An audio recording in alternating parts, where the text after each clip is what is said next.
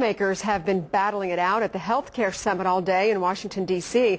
But what do big party politics have to do with our healthcare here in Oklahoma? Our experts break it down in this week's Your Vote Counts. One of the greatest lies of all time is the old, hear from the government, going to help you now. And so we're seeing a lot of this in both state and nationally in terms of healthcare.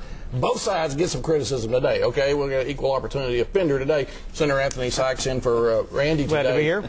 Hey, let's start with the national. They got this health care summit, this PR deal that's going on in Congress. They both look at each other like they can't really stand each other, and someone's going to fall asleep. You know, remember Clinton falling asleep that time, you know, behind the dais? I would say to you, this thing is probably dead as Julius Caesar, but the president's trying to resuscitate it. Do you think he can?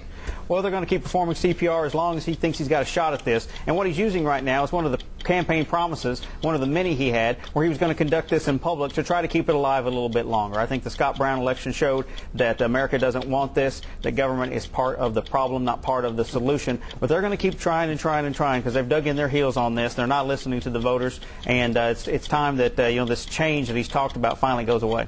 Okay, so on the national level, this is happening. Now, really, the president has to play to his base, right? Well, it has to happen. He's got to do something to keep losing the base. Here are the facts, folks. Not here in Oklahoma, but nationally, he won an election last year overwhelmingly. And one of those issues was that he was going to address the lack of health care for 41 million Americans and address the overwhelming cost of the growth of health care in this country. In California, they're raising premiums by 35% or more. Folks, this is the bottom line question.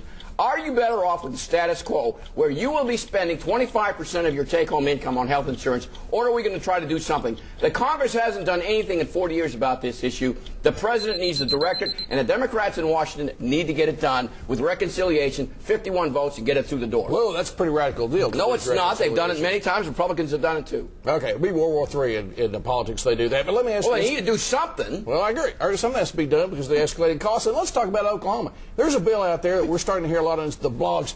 Representatives put down press release, SB 1133, that takes away the ability of rural people, to get pain medicine. There's like dozens of counties where there are no anesthesiologists, and people are trying to push this thing forward, going to raise costs, take away people's access to health care. What in the world are they smoking out there? You know, it sounds like reverse Washington.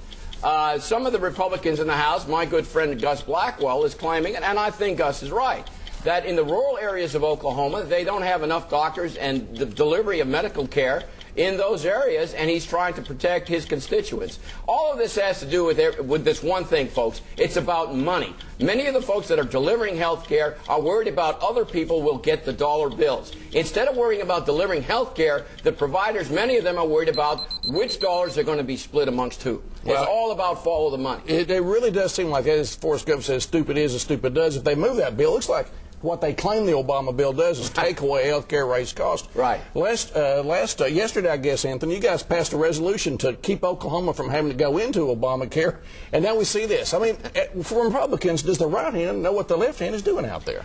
Well, Scott, Senate Bill 1133 wintered over at the House, cleared out of the Senate last year. I did not support it in the Senate, and now you're seeing the roosters come home to crow over at the House as it's really being examined. Yesterday, we did have some pretty contentious debate and questions on the floor about the resolution that will protect Oklahomans from Obamacare, saying you have a constitutional right to choose your own health care, and so that we're no longer just get sucked into this giant mess they're creating out of Washington. Well, and we've bipartisan, we've criticized some of the stuff in the Obama bills, because like the Oklahoma Heart Hospital, which is what needs to be done here is that both sides need to get off the political schneid and work together to find solutions and cut it out. Because you know what, Senator? All of us are in this together, all elected officials in this election. And we're not going to do it together. Okay, we're running out of time.